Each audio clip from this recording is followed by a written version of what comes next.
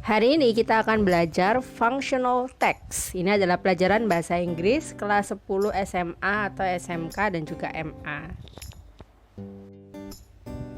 Kita akan membahas apa itu functional text. Lalu kita akan masuk ke beberapa jenis functional text. Yang kita bahas hari ini adalah memo, menu, schedule, dan juga signs.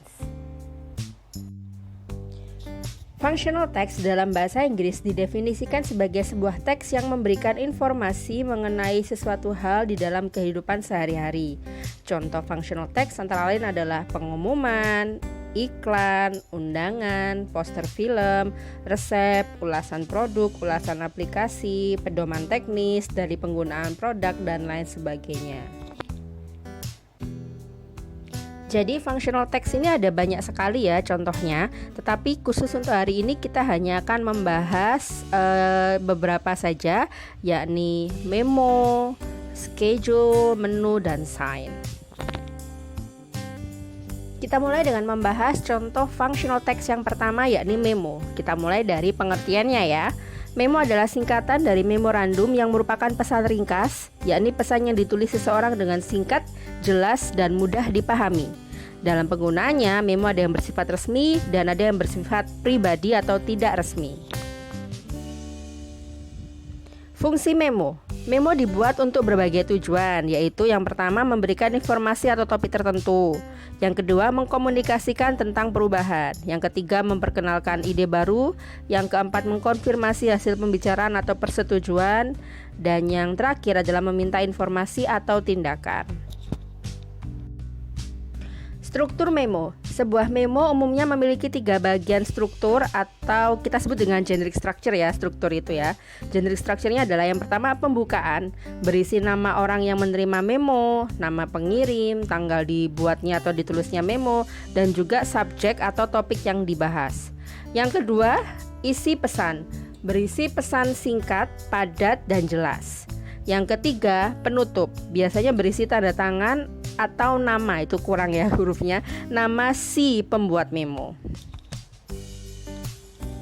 Seperti yang sudah dijelaskan di pengertian tadi ya, memo punya beberapa jenis ya, yaitu tepatnya ada 2 jenis memo. Yang pertama memo resmi, biasanya ditulis antar karyawan atau departemen dalam suatu perusahaan atau instansi, kadang juga ada dari atasan ke bawahannya. Yang kedua, memo tidak resmi atau memo yang bersifat pribadi, biasanya ditulis antar mereka yang memiliki hubungan dekat seperti antar keluarga atau teman. Oke, ini adalah contoh dari memo resmi yang seperti disebutkan tadi. Memo resmi biasanya itu di antar departemen atau antar karyawan ya, di dalam suatu perusahaan atau instansi. Bisa kalian baca ini memonya. Kalau memang terlalu cepat silakan videonya di pause atau dihentikan, dijeda dulu sesaat untuk membaca.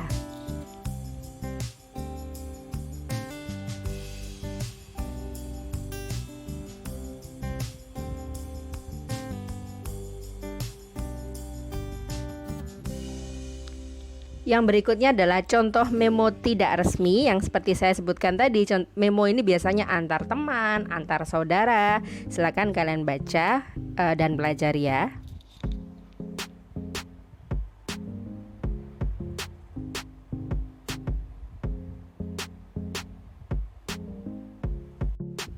Kita masuk ke contoh functional text yang kedua, yaitu menu dari makanan. Kita mulai dari pengertiannya. Menu adalah daftar makanan dan minuman yang disajikan di suatu rumah makan, kafe, atau kedai. Apa sih fungsi menu ini? Menu memiliki beberapa fungsi, yaitu yang pertama memudahkan pelanggan untuk memilih makanan yang dikehendaki.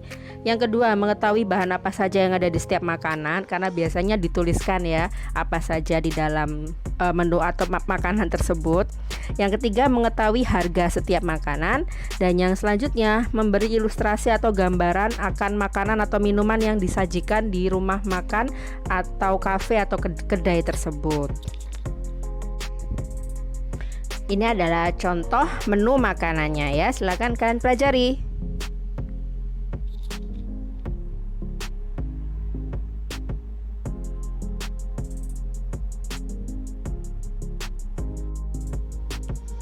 Kita masuk ke contoh functional text yang ketiga, yaitu schedule atau jadwal. Pengertiannya, schedule atau jadwal adalah daftar atau tabel kegiatan atau rencana kegiatan dengan pembagian waktu pelaksanaan yang terperinci. Fungsi dari schedule atau jadwal adalah alat manajemen waktu yang berisi daftar kegiatan dan waktu pelaksanaan. Jenis teks ini bertujuan agar kegiatan yang sudah direncanakan dapat terlaksana dengan baik dan sesuai rencana. Bagian-bagian schedule, terdapat 3 bagian schedule atau jadwal ya. Yang pertama adalah grid atau bisa juga disebut sebuah kerangka bergaris dan berjarak. Yang kedua, waktu dengan menyebutkan jangka waktu pendek mulai dari jam hingga hari serta jangka waktu lama seperti bulan hingga tahun. Yang ketiga adalah daftar tugas atau informasi dengan frasa singkat. Jadi kata-katanya singkat saja ya kalau di jadwal, jangan terlalu banyak karena nanti akan semakin panjang tabel jadwal kalian dan semakin menyusahkan kalian untuk memahami atau mengecek jadwal kalian. Oke, ini adalah contoh schedule-nya. Yang kiri itu adalah schedule dari sebuah film ya yang main di bioskop. Yang tengah ini ada yang hitam ini adalah a daily stay at home mom schedule. Jadi itu jadwalnya ibu rumah tangga ketika di rumah ya, yang punya anak-anak masih toddler atau balita. Yang ketiga ini jadwal untuk les bahasa Inggris, seperti itu. Kita masuk ke contoh functional text yang terakhir untuk dalam pembahasan video ini, yaitu adalah sign.